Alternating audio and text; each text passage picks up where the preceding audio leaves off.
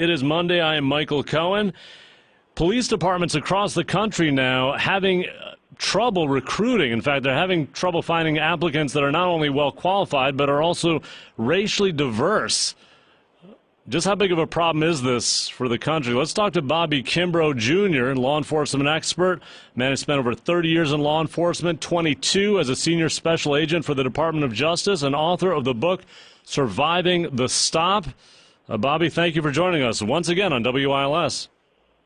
Thank you for having me, sir. Pleasure's mine. Tell me this, did you know you were going to be in law enforcement growing up? You know, I did, because as I was sharing earlier, all my life, I grew up watching Jim West and Artemis Gordon and Wild Wild West. And for some reason, it was in my gut that I wanted to be that guy like Jim West. I wanted to be traveling around the country, helping people, fighting bad guys. Now, where did you grow up? I grew up in North Carolina, Winston-Salem, North Carolina. Okay, and what kind of neighborhood would you say that was? Well, I grew up in East Winston, which was an all-black neighborhood. Mm-hmm. And in terms of, was it a dangerous neighborhood, a good neighborhood? How would you describe it?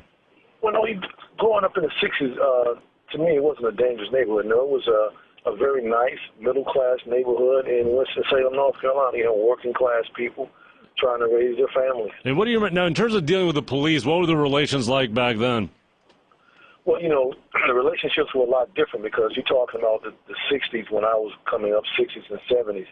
So it was a totally different climate throughout the country, just not only in Winston-Salem, North Carolina. It was totally different. I mean, when you say totally different, what do you mean?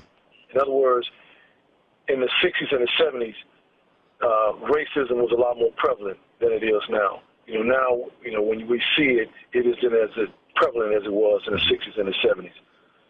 So do you remember your first interactions with police officers when you were young? Oh, yeah, definitely. And what kinds of things what did you experience then initially with police? Well, growing up in East Winston, you knew that the police, you didn't want any problems with them, and you showed them respect. The best way to survive was you stayed out of their way. You caused no problems, stayed out of their way, was respectable. But my parents raised me to be respectable to everybody. Mm-hmm. So I didn't have that problem anyway. But as it relates to the police, you knew, do not cause the police any problems. There were consequences if you caused the police problems. Now, so if you look at what's happening today, what has changed? The way the police are doing their job, or the way the communities are reacting to them?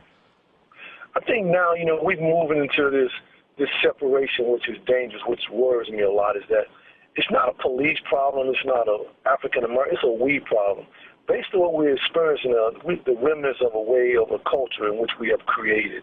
Mm-hmm. And now, because we have the television, we have superhighway, the World Wide Web, things that happen now become world news tonight. Well, tell me this, Bobby. When you were growing up, did your parents ever say to you, look, these police officers, be careful? Did they say they were racist? Did you hear those kinds of comments? No, growing up, what I heard from my parents was that as the police, you respect them. As the police, you do as they say, stay out of their way. And what do you think young people are hearing today as compared to that? Well, I can't say what young people, I know what I tell my kids, my boys who are driving, is that, you show respect, whether they're right or wrong, you still show them respect. Mm-hmm. If there's a problem, we'll deal with it in a courtroom.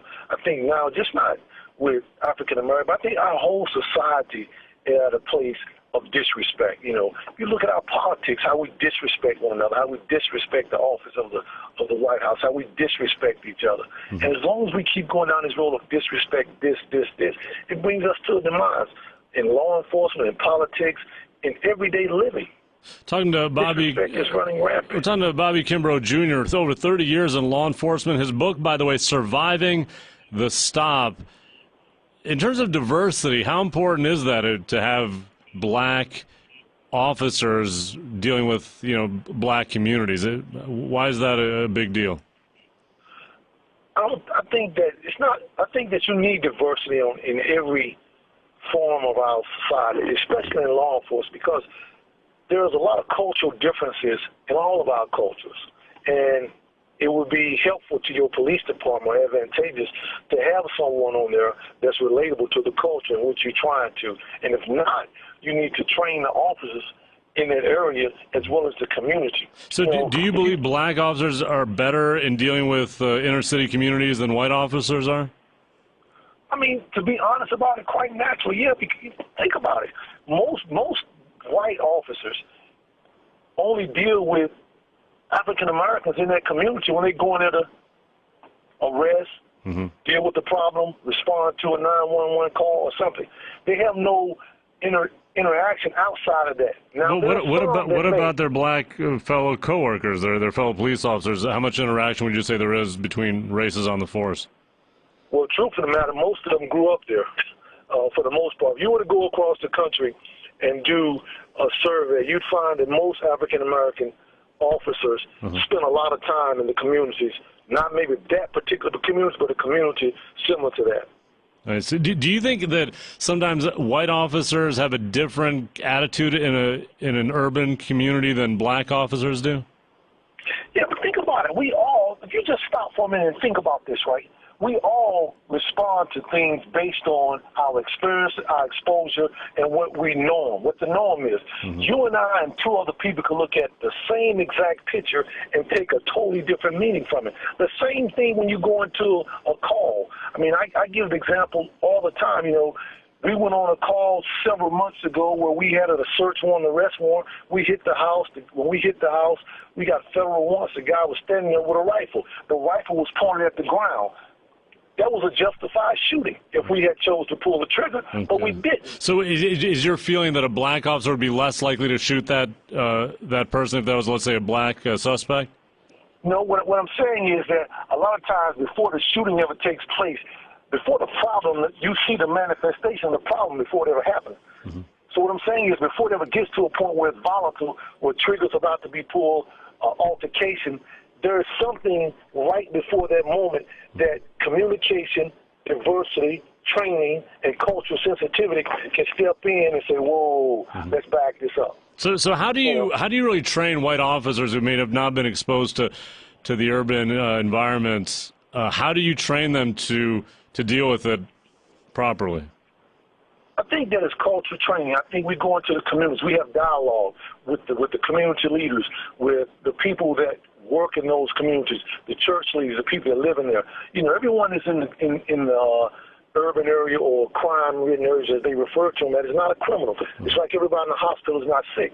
I think about when I went to Detroit, Michigan, my first duty assignment from leaving Quantico, Detroit, Michigan was a culture shock to me. Going to the cash corridor, working off of the miles as an agent, that was a total culture shock. You'd never seen anything like that, you're saying? Never seen anything like that. That was a total culture shock. Now, how did you initially react then when you were dealing in that environment? Oh, when I first got to Detroit in the early 90s as a special agent and went into the cash corridor, I was like, oh, my goodness. I mean, it was a culture shock to me. So when you were dealing with suspects, when you were dealing with suspects, did you find that you were uneasy then? No, what I found was that I came from a totally different culture, and it took me a minute to learn the culture in which I was going to be working in. Because once I learned the culture, I knew how to move around in it. You know, there are certain mannerisms. If you were to go to a restaurant tonight and you watch, I just left the gym, and I do this all the time. If you watch two black guys walk in the gym and shake hands, they'll grip, they'll shake, they'll hug, and they'll hold for them and they'll release. You see two white guys come there, stand there, they'll shake, and they're going about even down to the simplest things of greeting one another. There's cultural difference. Yeah, but really, when you see the violence that we're seeing, is it really that much just a cultural misunderstanding between officers and the people in the community? No, what I see when I see the violence that I'm seeing in America, what I see is this. Not only is it a cultural difference, it's a mindset. Because guess what? Most of the time, people respond to what they see. Once they internalize it, then they respond, then they have an outburst. So if you've been exposed to something and it's totally new to you, whereas you and I could see the same outcome, and you'll respond different. The same situation I told you about hitting the house where the guy was standing with the rifle pointed at the ground, someone else probably would have shot him. Okay. Is it fair to say that there's a racial problem with law enforcement? I mean, anybody that say that would be lying to you. If it wasn't, that's why they have FLIOLA and you have NOBLE, National Association of Black Law Enforcement. If there wasn't a problem, there wouldn't be NOBLE, there wouldn't be FLIOLA, there wouldn't be. There's so many different. So what are you saying? Have you ever heard a fellow white officer say something racist while you're around? I mean, what you learn from law enforcement is this, and this is one that I'd like to give this to your listeners. Anybody. The best advice that you could ever give someone gave it to me, my field training officer, and he said this: when you pin this badge on and you hit the streets 1041 checking on, you don't represent white, you don't represent black. You represent what is right, what is fair, and what is just. And that's the principle that I live by. So quite naturally, just by the conversation that you hear in the locker rooms, the conversation that you hear, sometimes they forget who you are, and they don't see you as color. They see you as just another officer. So they would make racial comments, you're saying, in your presence, and is that what you're saying? That's a natural occurrence, whether they're joking or playing. But the thing is that we all have our own biases, but that don't make us bad. The problem comes when we use that and it influences how we treat people, mistreat them, and how we make our decisions. We all have differences. That's what makes America great. But we've got to have real conversation, whether it's in hiring police officers, whether it's the community. So tell me this: if you're dealing with a mostly black community, do you think the officers should also be mostly black? No, I don't think that we get into the place to where you got to have mostly black officers dealing in a black community. No, what I'm saying is that if you put people in those communities, we've got to have sensitivity training. Because how do you do that, though? Like, I mean, I'm just wondering if you have a lifetime of growing up, how do you make someone sensitive in a matter of a few weeks or months? You don't make them in a matter of a few weeks or you make them throughout the whole 9 months, 6 months training that it takes for an officer to become a sworn officer. But here's one thing that you got to remember. No police department across the country, check the stats on this one for me, does a periodic psychological check or background check. Only the federal government does this that I know of. Every 5 years, the federal government comes in and do another. You think that should be done regularly, you're saying? Without question, because guess what? The officer that you hired in 2010 is not the same officer in 2016. I promise you that. Because what happens is you have to develop certain skills to do the job. My first homicide, my first fatality shook me to my core. But guess what? The third, the fourth, and the fifth one, it didn't, because I had to put up a shield. I had developed defense mechanisms to deal with that. But along the way, officers become hardened. They become disconnected.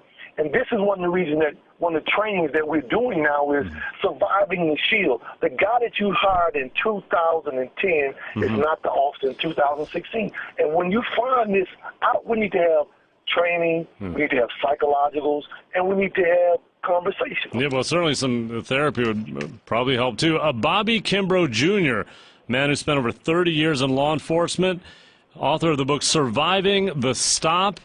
Bobby, as always, it's been very insightful. Thank you very much. Thank you. Have a great day.